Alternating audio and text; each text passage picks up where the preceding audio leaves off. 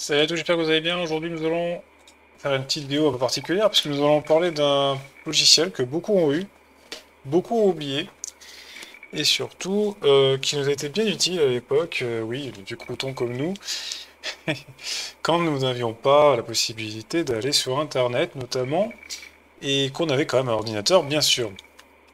Je parle ici de l'encyclopédie Microsoft Encarta que nous allons lancer dès maintenant.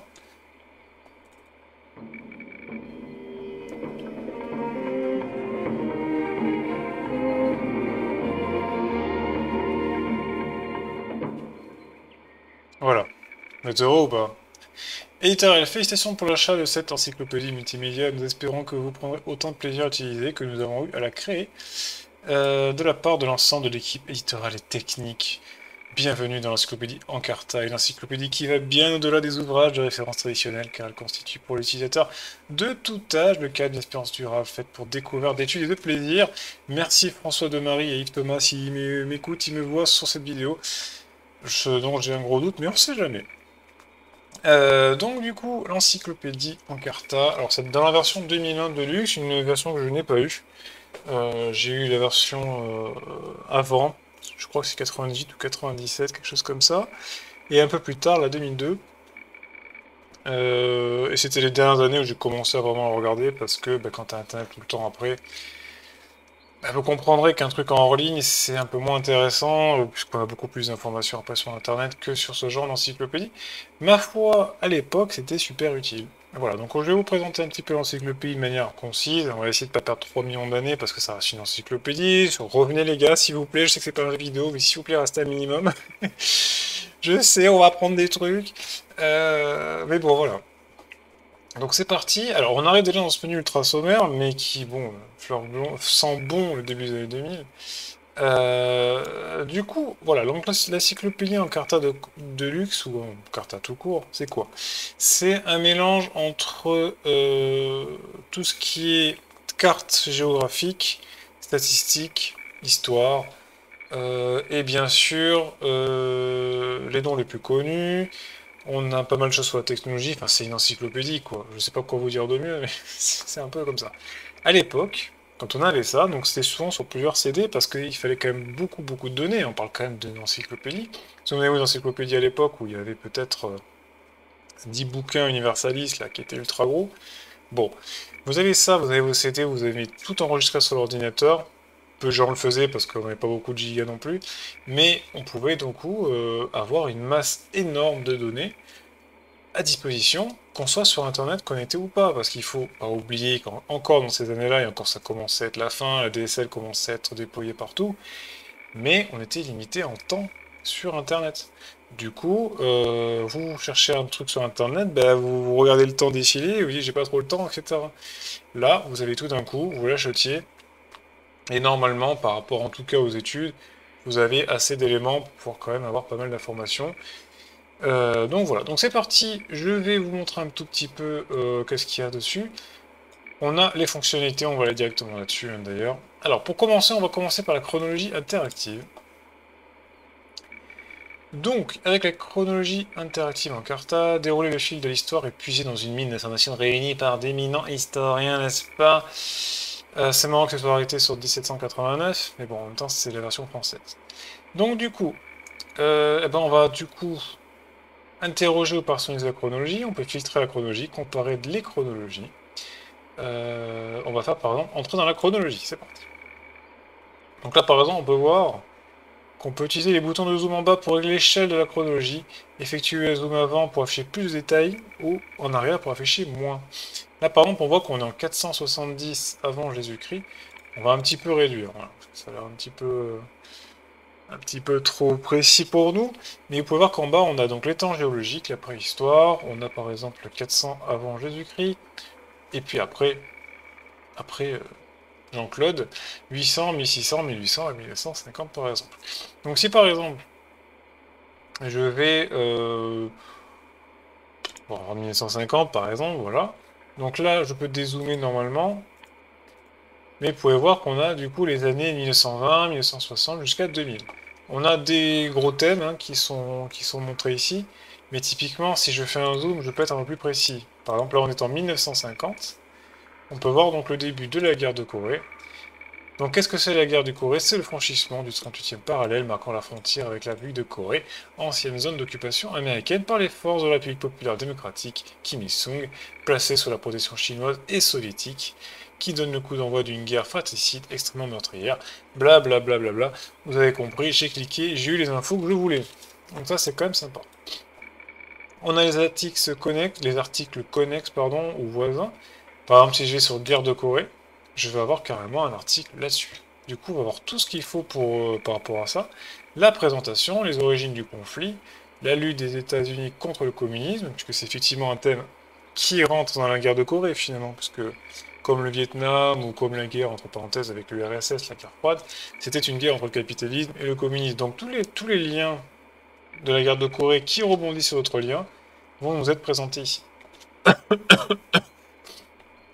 Alors, par exemple, on va faire les origines du conflit. Là, on a la chronologie interactive, on s'en fiche, on était déjà dessus. On a tout ce qui est textuel qui nous explique voilà, pourquoi ça a eu lieu. On a droit à quelques images aussi. Ça, c'est pas mal, c'est assez illustré. Ça permet aussi, par rapport au bouquin, d'avoir un peu moins de masse de texte et d'avoir un peu plus d'illustrations imagées ou vidéo. La stabilisation des fronts, on voit quelques images, voilà. Donc ça ressemble beaucoup à un Wikipédia en fait, hein, vous allez vite vous en rendre compte, mais un Wikipédia avant l'heure. Alors la seule chose qui pourrait être contestée de ce genre de format à l'époque, mais bon, honnêtement, c'est surtout que comme c'est Microsoft qui crée en fait avec les équipes cette encyclopédie, comme toute encyclopédie créée par une seule personne, enfin, un groupe de personnes, il peut y avoir des articles qui sont modifiés et qui peuvent aller peut-être dans un sens plus qu'un autre.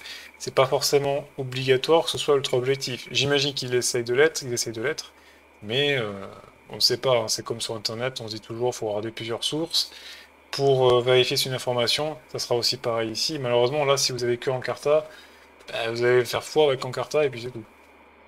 Voilà. Donc on a pas mal d'informations, voilà, donc vous savez beaucoup à lire évidemment, mais on est là pour ça. On est des gens qui aiment lire, on est des gens qui aiment la connaissance, l'histoire, la géographie, tout ça, c'est incroyable. Donc voilà, je peux zoomer sur la carte, alors légèrement, hein, et vous pouvez voir que si je fais play, voilà, elle est occupée par les communistes. Après on voit qu'il attaque jusqu'à la taille jaune pour emmener, ils avaient quasiment perdu d'ailleurs à l'époque, mais ils ont réussi à se reprendre derrière.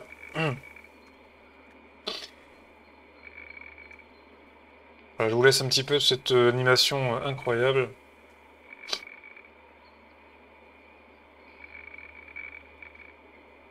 C'est entre 1950 et 1953, donc ça se passe quand même sur 3 années. Et voilà, et le diapo est terminé quasiment. Voilà, ça nous aide à voir un petit peu les manœuvres sur le front. Là, il y a une petite carte. Média suivant, on a quoi? On a rien du tout. Bon, on va revenir à l'écran d'accueil. Je vous ai montré la partie déjà chronologie interactive. On a aussi les parcours thématiques. Parce que si thématique, moi aussi. Alors, on a les millénaires, le XXe siècle, les grandes figures, l'histoire, la littérature, les sciences et technologies, par exemple.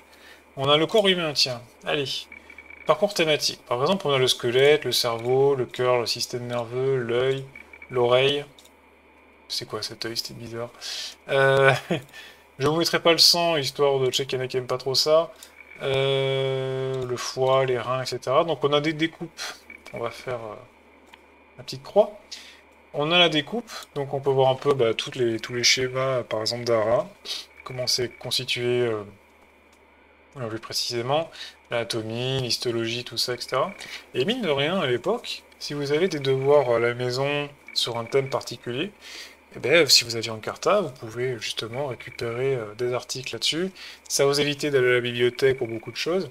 Bon, sauf dans des détails, dans des sujets très détaillés où là il faut plusieurs bouquins. Évidemment, Encarta a une certaine limite quand même dans le niveau de détail des articles. Même pour les cartes, vous allez voir après, on n'a pas un niveau de détail qui est ultra élevé. Je vous montrerai avec la France d'ailleurs après. Donc voilà, donc on peut apprendre un petit peu tout là-dessus. Et d'ailleurs, en parlant d'école, vous allez le voir, je vais vous montrer, on a une fonctionnalité encore qui s'appelle le guide scolaire. Et ça, c'est génial. Par exemple, vous cherchez un niveau d'études. Alors ça commence à la 6e, et ça va jusqu'à la terminale ES. Ce qui est quand même pas mal. Bon, évidemment, ça a changé maintenant, au moment où je vous parle. Le concept de ES, L, S, L, terminal, etc. n'existe plus. Maintenant, il y a un tronc différent, je ne sais même pas comment ça marche. Mais à mon époque, c'était comme ça. Et avant ça, on avait les bacs A, les bacs B, les bacs C, les bacs D, je ne sais plus comment ça s'appelle. Donc voilà, donc on va faire par exemple, ben, pourquoi pas, j'essaie de me souvenir de mon programme d'époque. Je vais prendre la sixième. En plus, ce qui est assez marrant, c'est que l'encyclopédie elle date de 2001, et à ce moment-là, j'étais encore, enfin au début d'année, j'étais encore en sixième. Donc je pourrais comparer. On va choisir une discipline, donc on a le français, géographie, l'histoire, etc. Bon, bah, par exemple, si on prend bah, la géographie, ça c'est le programme par exemple de sixième potentiellement. Alors, je me souviens pas si on avait appris spécialement ça. Je sais que par exemple dans l'histoire, si on allait dans l'histoire, on nous expliquait, enfin j'ai encore le grand souvenir des premiers cours en sixième, c'était en général l'Antiquité. Les dieux, effectivement, on en parle là. Parce qu'il y avait, enfin, on avait Moïse, on avait pas mal de personnages clés, la naissance de l'écriture, etc.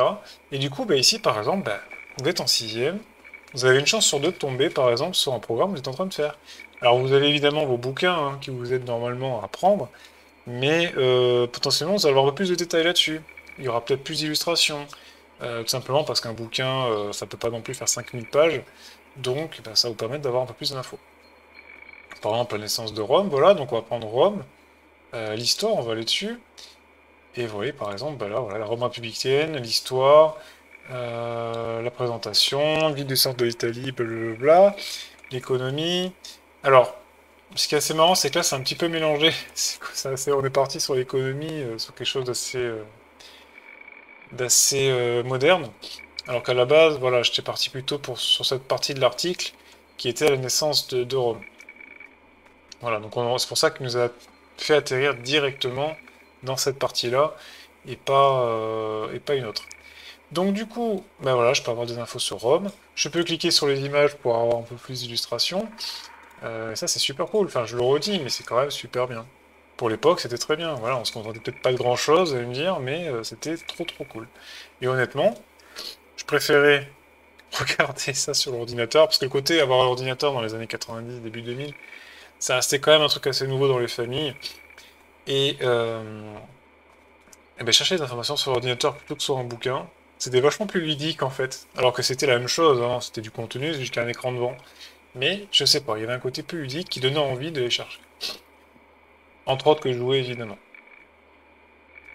Allez, donc voilà, tout ça pour vous expliquer qu'on avait une partie qui permettait de faire coordonner un petit peu le programme scolaire avec, avec, euh, avec l'encyclopédie et les sujets abordés. On a la chronologie interactive, où je vous l'ai montré. On a le multimédia. Donc par exemple, voilà, on va aller voir les cartes géographiques. Et c'est là où vous allez voir que je suis un petit peu déçu. Je sais que les versions suivantes sont un peu plus précises. Là, on a la partie géo. Alors ce qui est intéressant, c'est que plutôt que d'aller chercher bêtement avec un plus, voilà, aux États-Unis, les Appalaches, on va aller en Caroline, parce que j'aime beaucoup Caroline. Caroline du Sud, voilà, on va aller à Columbia. Bon, voilà, je suis arrêté ici, je ne peux pas aller plus loin dans le niveau de zoom. Moi, je m'attendais à pouvoir voir au moins tous les villages, quoi, minimum. Eh ben, c'est pas le cas. Typiquement, on va aller en France. Voilà.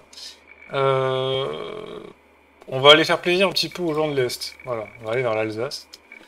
Voilà, Colmar, Strasbourg, etc. Bon, bah, je ne peux pas zoomer plus. En revanche, ce qui est intéressant, c'est que là, toutes les villes qui sont présentées, logiquement, ont un article. Si je vais à Ribeauvillé, pardon, bah, il est là. Alors après, ça me recherche juste le lieu. Je ne peux rien faire de plus que ça. Typiquement, je vois qu'il y a aussi la ville de Riehl. Bon, c'est dans le Pays de Galles, ça me met automatiquement dessus. Donc c'est pas mal, mais c'est pas non plus ultra puissant. C'est un petit peu dommage. À l'époque, il y avait aussi Microsoft, je crois que c'était Autoroute.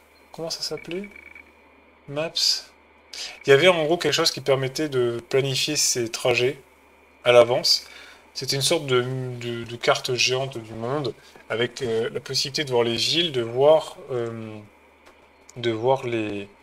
les rues dans chaque ville, etc., de planifier un itinéraire, de aussi savoir où se trouvait telle ou telle entreprise, tel restaurant, etc., quand vous arriviez à le mettre à jour. C'était en gros le GPS de l'époque, voilà. C'est-à-dire qu'à l'avance, vous faisiez vos cartes et vous aidez justement l'outil informatique pour planifier tous vos déplacements. Donc c'était pas mal. Je ne sais plus comment ça s'appelle, il faudrait que je retrouve le CD, mais on fera une vidéo là-dessus potentiellement un jour. Donc on avait plusieurs outils différents et évidemment ça obligeait à chaque fois à acheter un logiciel différent. Voilà, je crois que c'était Microsoft Maps ou quelque chose comme ça. Enfin, ça me reviendra, ça me reviendra. Donc voilà pour la partie géo qui est pas folle, hein, honnêtement. Je me souviens avoir été un petit peu déçu, même dans la version 2002. C'était pas incroyable. On a la carte géographique, on l'a vu. On a les visites virtuelles, donc ça c'est plutôt sympa. Alors, par contre, vous voyez qu'on n'a pas grand-chose. Malheureusement, vous doutez bien que comme c'était sur des CD et des DVD un peu plus tard, on n'a pas forcément la possibilité d'avoir énormément de visites virtuelles parce que ça bouffe pas mal de mémoire. Par contre, ce qui est intéressant, c'est que les endroits proposés, on va pouvoir avoir une vue. On pourra se balader sur le site avec une vue à 360 degrés pour certaines fois. Je vais vous montrer. Par exemple, on va aller... bon, je peux vous montrer le Mont-Saint-Michel, tout le monde connaît, c'est un peu bête, mais par exemple, des endroits un peu moins connus. On va aller par exemple... Bon, la mosquée de Souleymaniye, je sais pas comment on prononce, hein, je pense que c'est de l'arabe ou du perse, j'en sais rien. Donc voilà, on est ici, et on peut se balader à 360 degrés dans la mosquée. Et ça, pour l'époque, bah c'est génial. Souvenez-vous le nombre de jeux qui sortaient à l'époque, par exemple, je crois que c'était Versailles, ça s'appelait. Il y avait même carrément des jeux interactifs qui proposaient simplement de se balader, par exemple, le musée du Louvre avait son jeu, et on pouvait se balader dans des vues panoramiques comme ça, dans le musée du Louvre, et ça, les gens achetaient. Parce que bah, c'était la seule solution, hormis y aller directement, pour accéder et voir un peu ce qu'il y avait dans ces musées, ou ces bâtiments. Donc là, on est à l'intérieur de la mosquée de Souleymaniye, je ne le dirai pas à chaque fois parce que je ne sais pas le prononcer, vous aurez compris. On est à l'intérieur de la mosquée, je vais cliquer dessus. Donc là, on peut rentrer, voilà, tac, on peut rentrer. Mais je sais pas pourquoi elle me parle, cette mosquée, j'ai l'impression d'être déjà allé. J'ai l'impression d'être déjà allé. Alors peut-être qu'elle se ressemble toutes les mosquées. En fait, il y a une seule mosquée où je suis allé, c'est celle de Sainte-Sophie, je crois, en Istanbul. Donc c'est pour ça que ça me parle un petit peu. Peut-être que ça se ressemble, hein, c'est pour ça que je dis ça. Je suis pas professionnel des mosquées. On a la partie pour la prière. Donc là, ça nous donne un petit peu une image. Ça nous explique évidemment voilà, comment ça se passe. Par exemple, à la différence de l'église chrétienne, la mosquée est dépourvue d'autel et aucun office à part entière n'y est célébré. Sa fonction première est d'accueillir les musulmans pour la prière. Voilà, bon, ben, voilà au moins on a cette petite information. Tous les vendredis, les musulmans se rassemblent à l'intérieur de la mosquée pour prier et écouter les sermons des chefs religieux. Les fidèles reprennent les passages du Coran que les chefs de prière déclament. Agenouillés, ils se penchent en avant à l'unisson, leur front touchant le sol. Voilà. Ensuite, on peut revenir en arrière normalement. Alors si je clique sur une autre zone, voilà, l'intérieur de la mosquée, on y était. On a la cour, on y était aussi. Je ne sais pas si je peux sortir un petit peu. Architecture intérieure. Non, on peut pas trop. Il n'y a pas beaucoup de vues à 360 degrés en vrai. Il y en a une là, une là. Ah, on a la mausolée de Soliman Ier. Mais c'est pas Sainte-Sophie. On n'est pas à Istanbul. Attendez, on va essayer. On va essayer. On va faire une recherche. Mosquée de Suleiman. Ah, c'est... Eh ben si, c'est ça. Et Istanbul. Mais c'est ça là. C'est ça là. Édifié entre 1550 et 1557 par le grand architecte ottoman Sinan. C'est pour ça que je parlais de l'Empire ottoman. C'est à Istanbul. Donc je sais pas si c'était exactement ça là, parce qu'il y en a deux qui ont le même nom. Mais effectivement, je suis déjà rentré dedans. Bon, c'est le côté personnel, mais voilà. Mais typiquement, on a pu se balader dans la mosquée, c'était cool. On va revenir un petit peu en arrière. On va aller voir par exemple par d'autres lieux. On a, bon, Pompéi, c'est un peu connu. Tiens, on va voir Hong Kong, comment c'était à l'époque, tiens. Même Paris, j'ai envie de dire. Hong Kong, c'est parti. On va aller dans le... Donc là, on a la Bank of China, ce monument qui est présent d'ailleurs dans SimCity 3000, si je dis pas de bêtises. On a le CénotaphE, je sais pas ce que c'est. Le Conseil législatif. Alors, ils ont choisi Hong Kong, hein, ils auraient pu prendre d'autres villes, mais... On a la bourse de Hong Kong, voilà, qui est ici. Oups, ça a beaucoup changé la bourse hein, depuis, vous inquiétez pas. Mais bon, elle est là. On a la Victoria Harbour, ok. Là, on a la souveraineté chinoise, les villages flottants, on va cliquer dessus. Et on a une petite musique, enfin, un petit son d'ambiance. Et ça nous explique un petit peu, alors je vais peut-être baisser un peu le son légèrement, ça nous explique un petit peu le son, le son, un petit peu la photo, hein. Certains habitants de Hong Kong vivent sur des jonques amarrés dans un port, des tours en l'île. Les conditions de vie de ces villages flottants surpeuplés sont trop difficiles. Ouais, on sent qu'il y a quand même eu un gap entre le moment où je vous le parle et maintenant, parce que maintenant Hong Kong c'est plutôt des riches. Alors il y a eu aussi un quartier qui est resté pauvre très longtemps, et il y a des très pauvres aussi à Hong Kong parce que c'est tellement cher. Si t'es pauvre, tu vis sur 1 mètre carré dans des bâtiments totalement insalubres. Mais par exemple, voilà, son, on a les escales. On peut faire une escale par exemple à la souveraineté chinoise.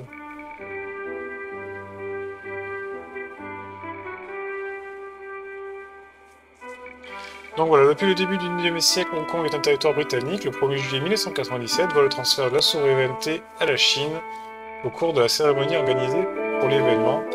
Les administrateurs britanniques du prince de Galles rendent officiellement le territoire de Hong Kong au président chinois Jiang Zemin et au nouveau chef de l'exécutif post-colonial. Alors je ne prononcerai pas ce mot-là, je suis désolé. Vous pouvez entendre ici l'hymne national de la Chine, et j'espère que ma copine ne va pas se réveiller derrière.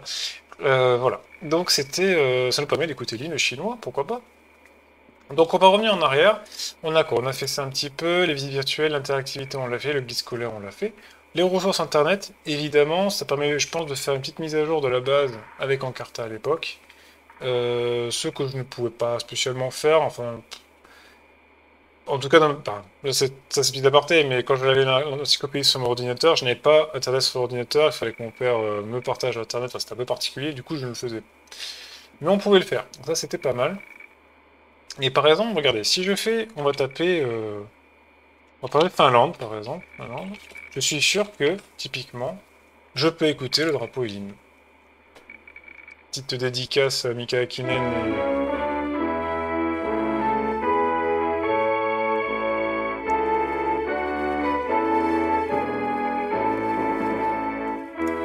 Bon, j'ai fait pause, mais voilà, on peut écouter les hymnes des pays, pourquoi pas? Maintenant, on va faire un petit peu d'histoire. Si par exemple, je mets... qu'est-ce que je pourrais mettre? Qu'est-ce que je pourrais mettre? Bon, on va mettre quelqu'un de très connu, mais bon... je crois que c'est lui, si je dis pas de bêtises. De bêtises, Tito, voilà. Pour la Yougoslavie.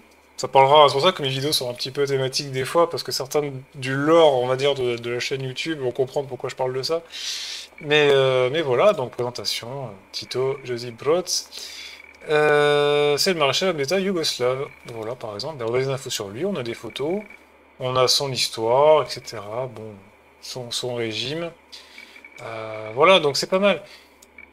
Je pense on a un peu fait le tour déjà, je vais pas rester 10 heures sur ce programme-là, mais c'était en tout cas une bonne source d'information, c'était assez ludique, c'était assez pratique, c'était beaucoup plus rapide que chercher sur une petite encyclopédie en papier. On avait du coup la vidéo, l'audio, etc. Alors on n'a pas vu beaucoup de vidéos par contre, je ne sais même pas s'il y en a. Attendez, il y a l'improvisation de Tito Puente.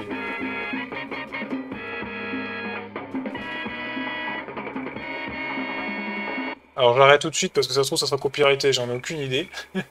Mais voilà, on a une petite vidéo effectivement dans l'encyclopédie, donc on en a. On en a, c'est pas mal. Voilà, bah écoutez, si vous aimez toujours passer votre temps sur Wikipédia, parce qu'il y en a qui le font, et je le renvoie absolument pas, parce que bah, pourquoi pas, hein, c'est toujours bien d'apprendre un petit peu dans la vie, c'est bien de savoir le jouer toute la journée à des jeux vidéo, mais apprendre un peu c'est quand même sympa. Bah voilà, pour quand même avoir pas mal de connaissances, tout simplement, pour pouvoir dialoguer avec des gens, pour pouvoir parler un peu de tout et n'importe quoi, et pas te paraître pour un con, parce que tu ne sais pas ce que c'est X ou Y, et bah des fois ça sert aussi. Donc bah, c'était aussi une manière à l'époque de pouvoir s'instruire devant un ordinateur. J'espère que cette vidéo vous a plu. On fera potentiellement d'autres logiciels un peu plus tard. N'hésitez pas à dire si vous voulez qu'on fasse une vidéo sur un logiciel en particulier, qui n'est pas un jeu vidéo bien sûr, dans cette vidéo. Et puis on essaiera, je verrai si je peux par exemple vous le montrer. J'espère que ça vous a plu, je vous dis à la prochaine. Ciao tout le monde!